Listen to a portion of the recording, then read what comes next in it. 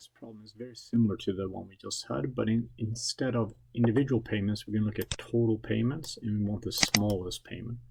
And we want the customers with the smallest total payments, meaning we need to group by customer and sum up the payments for each customer.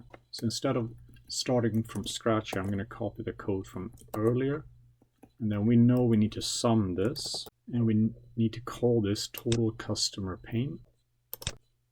I'm going to go ahead and uncomment that so we see the actual code here. And we're going to group by customer ID, so I don't want to include that in my select statement. I'm going to group here before the order by, group by customer ID, and then order by, and we're going to order by total customer payment. And we want to start with the smallest amount, so we're going to do it in ascending order. Of course, ascending order is the default, so I don't have to include this, but it makes it easy to read and understand what the code is doing by having that explicitly in there. And then here I want to offset by 5 still, and then still limit to 10. And I can have the limit or offset either order here, doesn't matter which direction they go.